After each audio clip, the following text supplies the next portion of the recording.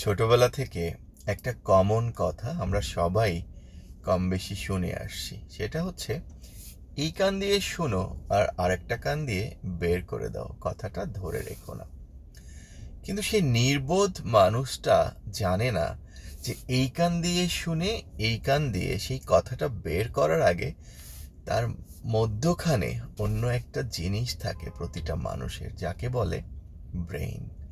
এই কান দিয়ে শোনার পরে সাথে সাথে ব্রেইন সেই কথাটাকে ক্যাচ করে ঠিক অন্য কান দিয়ে বের করে দেওয়ার আগে। আমরা চাইলেও একটা কথা শুনে সাথে সাথে কিন্তু ভুলে যেতে পারি না, ভোলার অভিনয় করি।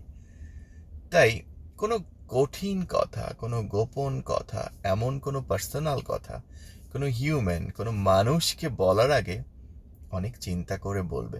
অথবা কোনো খারাপ কথা মানুষকে বলার আগে, বকা দেওয়ার আগেও চিন্তা করে বলবে। বেটার হচ্ছে, আমরা সবসময় শুনেছি না যে দেয়ালেরও কান আছে। আজকে থেকে চেষ্টা করো গোপন কথা, কঠিন কথাগুলো মানুষের কাছে না শেয়ার করে দেয়ালের কাছে শেয়ার করতে। কারণ দেয়ালের কান আছে, মুখ কিন্তু নেই, কাউকে বলতে পারবে না। কিন্তু যে মানুষটাকে তুমি তোমার পার্সোনাল কথা, কোনো কঠিন ব্যাপার বা কোনো পার্সোনাল ব্যাপার তুমি শেয়ার করছো, সেই মানুষটাকে শেয়ার করার পর যখন বলছো এই কান দিয়ে শুনে এই কান দিয়ে বের করে দাও, সে কিন্তু আর বের করেনি। সে সেটা তার হার্ড ডিস্কে, ব্রেইনে রেখে দিছে। পরবর্তীতে যখনই তার সাথে কেউ একটু ভালো ব্যবহার করবে, পুটপুট পুটপুট করে তোমার পার্সোনাল কথাগুলো, গোপন কথাগুলো কিন্তু অন্য মানুষকে বলে দিবে।